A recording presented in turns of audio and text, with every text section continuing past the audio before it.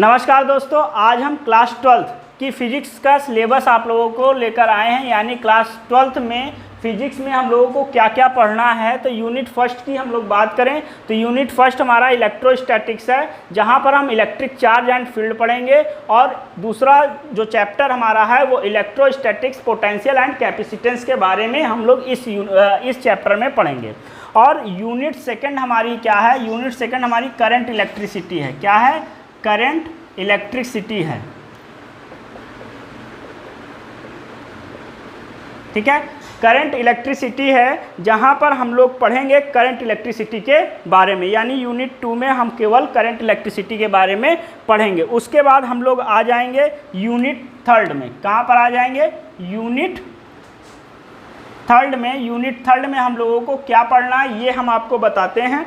Unit third में हम लोग magnetic effect of current and magnetism पढ़ेंगे। क्या पढ़ेंगे? मैग्नेटिक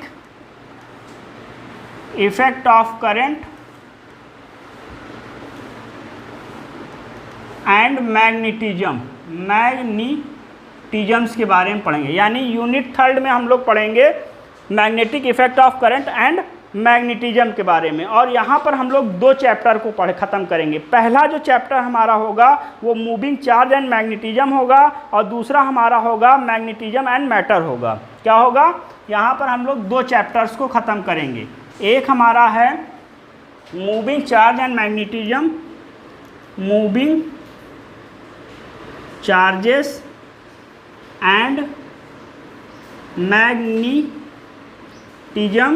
और दूसरा हमारा है मैग्नेटिज्म एंड मैटर,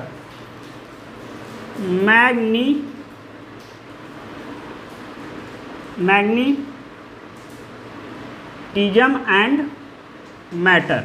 ठीक है, तो ये हमारा यूनिट थर्ड था। आप लोग इसका स्क्रीनशॉट ले लीजिए, फिर इसके बाद चलते हैं। और उसके बाद हमारा यूनिट फोर्थ जो है, क्या? यूनिट फोर्थ हमारा है इलेक्ट्रोमैग्नेटिक इंडक्शन एंड एसी, यानी अल्टरनेटिंग करंट। यूनिट फोर्थ हमारा क्या है? Electromagnetic induction. यूनिट फोर्थ हमारा है इलेक्ट्रोमैग्नेटिक इंडक्शन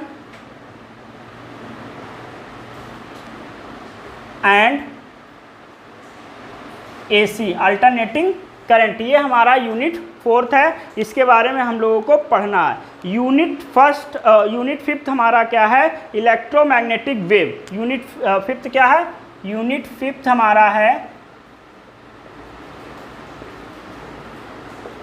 इलेक्ट्रोमैग्नेटिक वेव। यानी यूनिट फिफ्थ में हम लोग को इलेक्ट्रोमैग्नेटिक वेव्स के बारे में पढ़ना है। और इसमें हम लोग दो चीज़ें पढ़ेंगे, एक इलेक्ट्रोमैग्नेटिक वेव्स पढ़ेंगे और एक इलेक्ट्रोमैग्नेटिक स्पेक्ट्रम पढ़ेंगे। यहाँ पर हम लोग इलेक्ट्रोमैग्नेटिक वेव और हम लोग पढ़ेंगे क्या? स्पेक्ट्रम के बारे में। ठीक है, दो चीज़ों को यहाँ पर हम लोगों को पढ़ना है। क्लियर हो गई बात? कोई दिक्कत, कोई परेशानी नहीं है? तो ये था हमारा यूनिट फिफ्थ के बारे में। अब यूनिट सिक्स्थ हमारा ऑप्टिक्स है। यूनिट सिक्स्थ हमारा क्या है? यूनिट सिक्स्थ हमारा है ऑप्टिक्स। यूनिट सिक्स्थ हमारा ऑप्टिक्स है। यहाँ पर लाइट से रिलेटेड हम लोग बात करेंगे। किसके रिलेटेड बात करेंगे? लाइट के रिलेटेड। और यहाँ पर भी दो चैप्टर को हम लोग को पढ़ना है। एक पढ़ना है हमको रे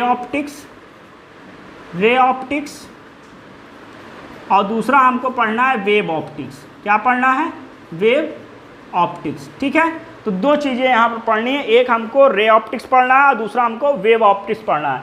जब हम रे ऑप्टिक्स पढ़ेंगे तो यहीं पर हम लोग ऑप्टिकल इंस्ट्रूमेंट के बारे में भी पढ़ेंगे। ऑप्टिकल इंस्ट्रूमेंट के बारे में भी पढ़ेंगे। यानी यहाँ पर माइक्रोस्कोप्स जो चीज़ें हैं वो चीज़ों के बारे में भी हम लोग यहाँ पर पढ़ेंगे। उसके बाद हमारा आता है यूनिट सिक्स। यूनिट सिक्स हमारा क्या है? यूनिट सिक्स हमारा है सिक्स हो गया सेवन्थ। यूनिट सेवन्थ हम लोग को पढ़ना है। अब यहाँ से हमारा मॉडर्न फिजिक्स स्टार्ट हो जाता है। यानी कि यहाँ पर हम लोग पढ़ेंगे पहले ड्यूल नेचर। क्या पढ़ेंगे? ड्यूल नेचर यहाँ से हम लोग पढ़ेंगे dual nature of radiation and matter, of radiation and matter. ये हमारा यूनिट 6 हो गया। यहाँ तक आप लोगों ने लिख लिया होगा। अब हम लोग आगे चलते हैं यूनिट 8 के बारे में बात करने। यूनिट 8 हमारा क्या है, ये चीज़ हम लोग पढ़ने जा रहे हैं। तो यूनिट 8 हमारा है atom and nuclei, atoms and nuclei. यहाँ पर दो अलग अलग चैप्टर, एक एटम है और एक न्यूक्लियाई है। तो आप यहाँ से एटम और न्यूक्लियाई दो चीज़ों को यहाँ पर पढ़ेंगे, न्यूक्लियाई, ठीक है। यहाँ पर हम एटम और न्यूक्लियाई ये दो बातों को पढ़ेंगे। कोई दिक्कत, कोई परेशानी नहीं है? तो यहाँ तक यूनिट 8 की बात हो गई। अब हम लोग चलते हैं यूनिट 9। यूनिट 9 में हम लोग सेमीकंडक्टर्स के बारे में पढ़ेंगे, यानी इलेक्ट्रोमैग्नेटिक इंडक्शंस के बारे में पढ़ेंगे। यहाँ इलेक्ट्रॉनिक्स डिवाइस के बारे में पढ़ेंगे। यूनिट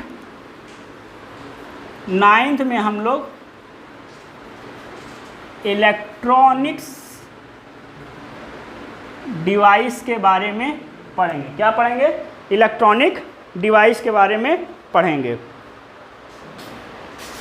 तो ये था हमारा क्लास 12 के फिजिक्स का सिलेबस।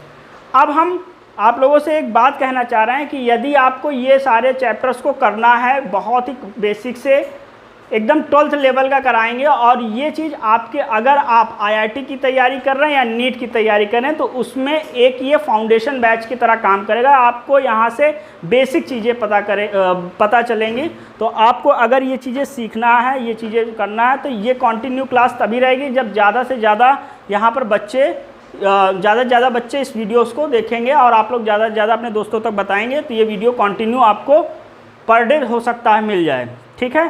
तो चलिए, आप पर निर्भर करता है कि आपको डेली क्लास चाहिए या कैसा चाहिए। चलिए मिलते हैं अगली वीडियो में, तब तक के लिए धन्यवाद। जय हिंद, जय भारत। इसको हटा के